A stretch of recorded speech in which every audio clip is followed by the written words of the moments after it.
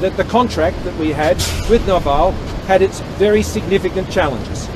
There were quite a few issues that went to following through on the commitments on Australian industry content. There was a lot of issues in relation to delays in the project and of course the costs. These were matters that we raised quite regularly, and indeed I raised with President Macron at each opportunity when we either spoke over the phone or we had our bilateral meetings going over a number of years. Those delays and those concerns led me to take a decision early on, about 18 months ago or thereabouts, to ensure that if we did have concerns about how this project might proceed, then we would need to have an alternative. And in my view, we had to have a better alternative. I didn't want Australia to settle for less. This is a contract. It has gates in it. The purpose of this contract was to deliver submarines to Australia that would suit our defence interests and our strategic defences.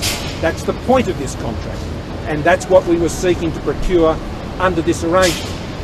Now, at that point I made it very clear that a conventional diesel-powered submarine was not going to meet Australia's strategic requirements. We discussed that candidly. I did not discuss what other alternatives we were looking at. They are in confidence, and they were subject to the security arrangements we had about those other discussions. And it wasn't appropriate to do that, and I made that point. But what we did discuss was the issues that we were still dealing with the attack class submarines. An important one of those was our view that this project would be further delayed, and that would not see a submarine in the water until the late 2030s and possibly as late as 2038. That would mean that this submarine, when it went in the water, would be obsolete almost the minute it got wet. It was a difficult decision, but a difficult decision that would lead undoubtedly to an impact on the relationship with France, and of course an offence that would be caused. But in these interests, in Australia's interests, I have to put Australia's interests before any interest that involves in potentially offending others and how they would blow back in terms of their reaction. Australia's defence interests had to come first. This submarine was not the submarine Australia needed. The contract had had its difficulties. That had led to me inquiring into potential other options. There's no easy way to say to a contractor that you're going to not proceed through the next gate of the contract. Oh, I should remind you of this. We were supposed to have gone through the Scope 2 Works project gate in the previous December, and those marks were missed. And ironically, had that been achieved, then quite likely all of this would have been moot.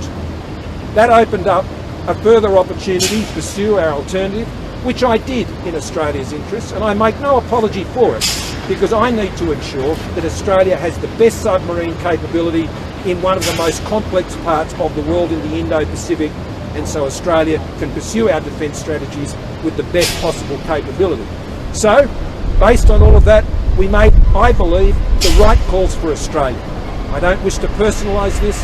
There's no element of that from my perspective.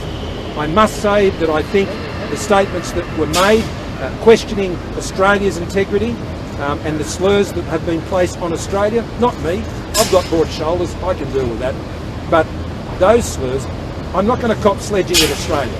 I'm not going to cop that on behalf of other Australians. I can deal with whatever people throw at me, but Australia has a proud record when it comes to our defence capability. That's why we'll be building these, we'll be building others, and Australia's service record, I think, needs no elaboration. I absolutely don't. But as I said, I don't seek to personalise this. I've made it very clear that we believed absolutely that a conventional submarine was not going to meet our strategic need. That's why I went to dinner in Elisa, to tell him that, because that was the precise time. It was only a few days before that I had met with our trilateral partners, and I needed to convey to him very clearly that we had big concerns about that boat meeting our needs. He asked for the opportunity to discuss that further, to address our issues. That opportunity was provided, It didn't convince us, and we did not believe we should go through the gate of that contract. This is about a contract to deliver submarines, and that contract had gates in it which enabled Australia not to proceed if it was not in our interest to proceed. It was not in our interest to proceed. We communicated that.